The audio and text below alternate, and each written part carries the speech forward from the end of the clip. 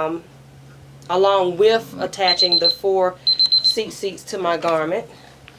And this is a long seat, alright. And I usually just put that on my belt hoop or something like that, but it's best to just stick with the scriptures and to wear them on the 4 corners of your garment. So we'll kind of talk about that at a later time. So if you can look at those, very pretty. Now, what we're going to do is we've already showed you some presentations and some gifts ideas. I did want to show you the different, I'll show you with this, okay?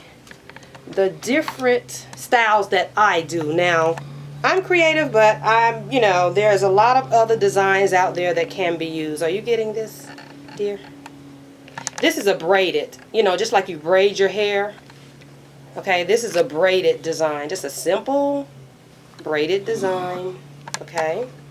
And you can see the beautiful blue articulate cord within it, okay? But this is a more of a little more elaborate design, and these are just simple knots. But they make a pretty little twisted look, if you can see that. Isn't that beautiful? Okay, so my favorite is the twisted look, and so that's what we're going to do for you in this tutorial.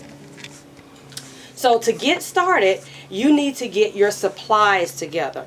And basically what I use is 100% cotton cord, yarn, or flossing thread. Alright, and I do that because as Israelites, we know that we don't mix the fabrics in our garments, so it's really good to go with 100% natural fabric. And so I choose cotton because most of my wardrobe is cotton. I do have some linen pieces, and I'd like to get some linen cord to wear with those linen pieces, but there are some say that you don't necessarily have to do that since it is not interwoven into the fabric. You're just wearing it on the fabric. Nevertheless, I would prefer to have the linen cord on the linen garment, but that's totally up to you. And so what we're going to do is show you how to get your supplies together. First of all, let me show you my supplies. Again, I've showed you the yarn. This is a yarn, but it is a mercerized cotton, and it's small enough for me to make the seats. Now, you don't want to get the real thick yarn, and if you do, maybe it'll work out for you, but I find that the little thin cords are better. You want the required blue cord, and this is sort of like a royal blue, if you can see that. You want this is required to go in the seat. And then you can choose any color you want. Now, I know some Jewish groups or whatnot, rabbinic Jewish sages say that you absolutely have to have white and blue, and that's it. You can't do anything different than that. But that's not what the scriptures say, and that's not what Yahuwah say, so I'll just go with what he says. Okay, so choose all the different beautiful colors that I've already shown to you. Okay, and you can get these old-fashioned wooden clothespins, that we never use nowadays. At least I don't, because I'm always using my dryer anyways. But they're real good to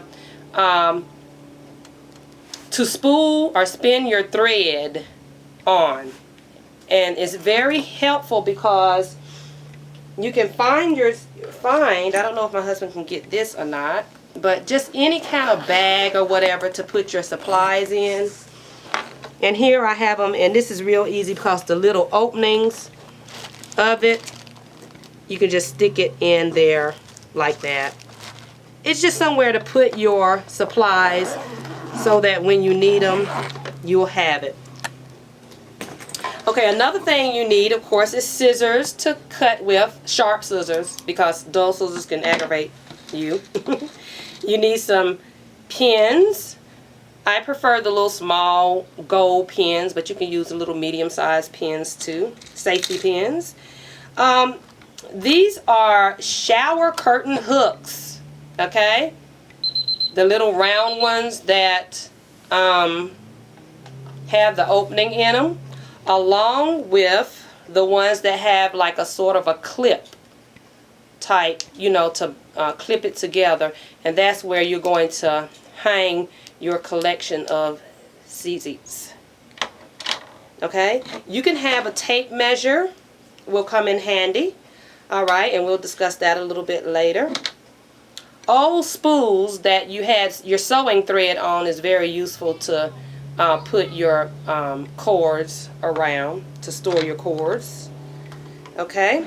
And I would like to show you really quickly how to handle these little sweethearts, because they can be a real big headache if you just unravel them and try to twist them around your wooden sticks and whatnot. I have fought with this for almost a year and a half before my husband showed me a better way, because his mom used to knit and whatnot, and so he kind of knew a better way to do this. So you want to unravel it, alright, like that, and then it's knotted here to divide it, and just loosen it this way. Now what he did was he would hold it for me so that I could start at the end here. You have to unknot it. Sometimes you have to cut it if it's stubborn. So I'm going to cut it. I'm sorry. Let me make sure I'm getting it on the film here. On the video. Okay, as you can see, that way. Okay, he used to hold it like that for me. Okay, and also I have these two little clips. So I started, you know, when he wasn't available to help me and my sons were off, you know, doing their own thing, and I was by myself making tzitzits, then I just used my little trusty clips. Okay, and these are very sturdy clips. You're going to need something sturdy to hold your tzitzit in place while you're making it. And as you can see that, okay, and then it will definitely hold the cord in place so that you can unravel it much better. Okay, I don't have another one of these, but you would take it and you would just wrap it around like so. See that? Okay. Okay. So since we've talked about that, we are going to go on and get started. Alright, so basically I'm going to be working in this area. Alright, I'm just showing my husband. Okay, so the first tzitzit that I'm going to make, since I already got this beautiful red cord out, I'm going to go on and use this as the first tzitzit. Now, it wants to get tangled up on me already. Okay.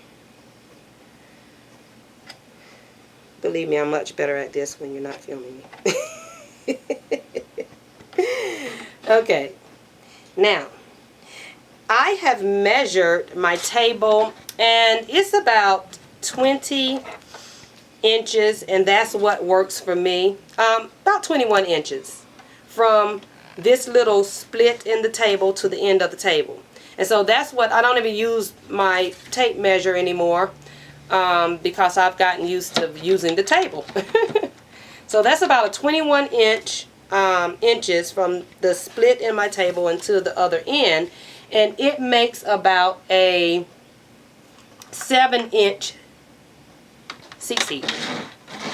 Okay, about a 7-inch tzitzit, anywhere from 6 to 7 inches. Okay, for one tzitzit. Alright, that's about 6 inches, but I do have some that's about 7 inches. Okay.